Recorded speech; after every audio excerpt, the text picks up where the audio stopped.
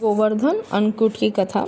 एक दिन भगवान कृष्ण ने देखा कि पूरे ब्रज में तरह तरह के मिष्ठान तथा पकवान बनाए जा रहे हैं। पूछने पर ज्ञात हुआ कि वक्रासुर संहारक मेघ देवता देवराज इंद्र की पूजा के लिए तैयार हो रहा है। इंद्र की प्रसन्नता से ही वर्षा होगी, गायों को चारा मिलेगा तथा जीवों को उपार्जन की समस्या हल होगी। यह सुनकर भगवान श्री कृष्ण ने इंद्र की निंदा करते हुए कहा कि उस देवता की पूजा करनी चाहिए जो प्रत्यक्ष आकर पूजन सामग्री स्वीकार करे। गोपों ने यह वचन सुनकर कहा कि कोटि कोटि देवताओं के राजा की इस तरह से आपको निंदा नहीं करनी चाहिए। कृष्ण ने कहा, इंद्र में क्या शक्ति है जो पानी बरसाकर हमारी सहायता करेगा? उससे तो शक्तिशाली तथा सुंदर यह गोवर्धन पर्वत है जो वर्षा का मूल कारण है।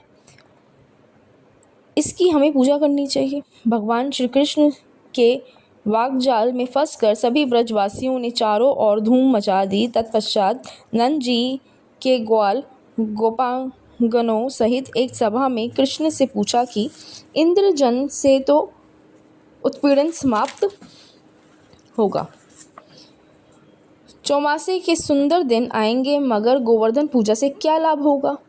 उत्तर में श्री कृष्ण जी ने गोवर्धन की भूरी भूरी प्रशंसा की तथा गोप गोपियों की आजीविका का एकमात्र सहारा सिद्ध किया।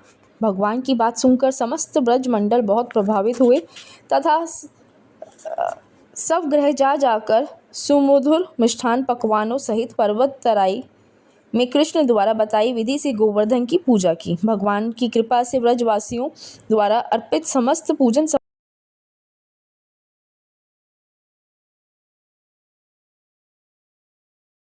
सामग्री को गिरिराज ने स्वीकार करते हुए खूब आशीर्वाद दिया। सभी जन अपना पूजन सफल समझकर प्रसन्न हो रहे थे। तभी नारद इंद्र महोत्सव देखने की इच्छा से ब्रज आ गए।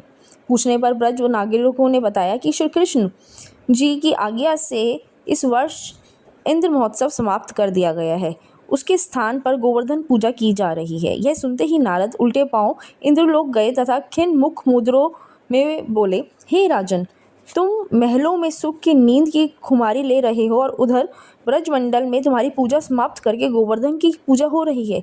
इसमें इंद्र ने अपनी महाहानि समझकर मेघों को आज्ञा दी कि वे गोकुल में जाकर मूसलाधार वर्षा से पूरा गांव तहस नहस कर दें।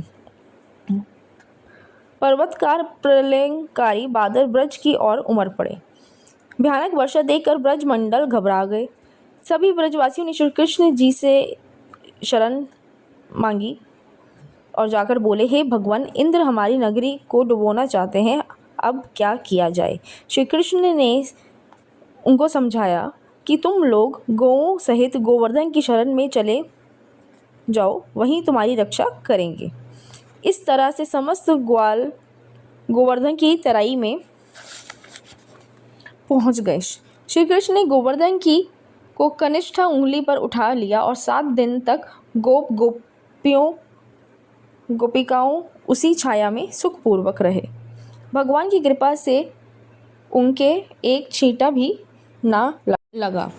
इससे इंद्र को महान आश्चर्य हुआ। तब भगवान की महिमा को समझकर अपना गर्व नष्ट जानकर वह स्वयं ब्रज में गए और भगवान कृष्ण के चरणों में गिरकर अपनी मूर्खता पर महान पश्चाताप किया।